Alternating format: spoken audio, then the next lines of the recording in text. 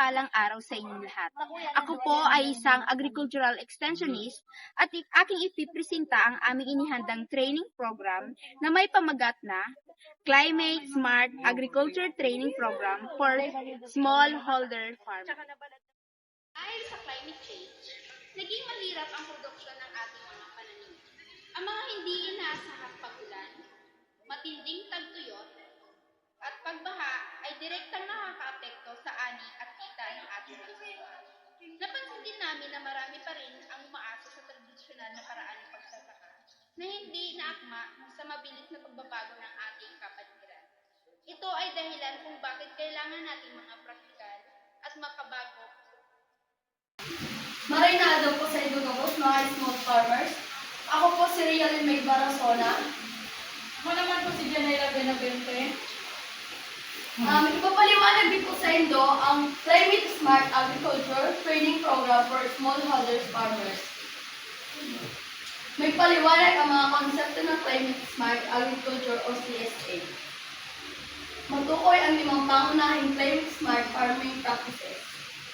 May ipakita ang tamang soil conservation at water management, ma-apply ang tamang pest at crop management, at makabuo ng sariling climate smart farm plan. Bilang farmers po, ano pong may dadagdag din sa siyang paliwanag? May dadagdag po ba kamo? Siya po kamo sa seasonal calendar ko po. Ito po, tatay.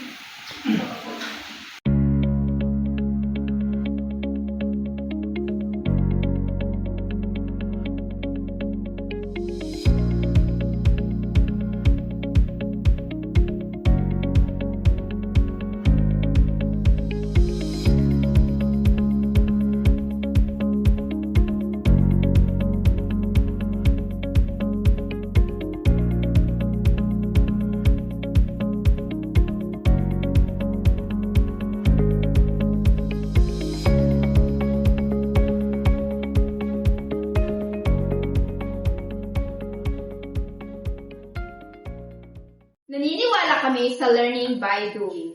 Gagamit tayo ng lecture discussion para sa palitan ng karanasan. Mayroon din tayong demonstration method para makita ang tamang paraan ng paggawa ng compost or organic spray. Magkakaroon din tayo ng group activity upang mas mapalakas ang pagtutulungan ng bawat isa. Upang matiyak ang tagumpay, mayroon tayong monitoring at evaluation plan. Gagamit tayo ng pre-test at post-test questionnaire upang masukat ang kaalaman. Mayroon din tayong skill observation checklist. Habang ginagawa ang mga aktibidad at evaluation survey upang makuha ang feedback ng mga kalamang. Ang climate smart agriculture ay hindi lamang basta pagtatanim. Ito ay isang sensya na nangangailangan ng malasakit sa kalikasan. Sa tulong ng training na ito, magiging mas matatag o resilient ang ating mga magsasaka, anuman ang dumating na bagyo o tagtuyot. Sa huli, ang protektadong kapaligiran ay nangangahulugan ng sapat na pagkain para sa lahat.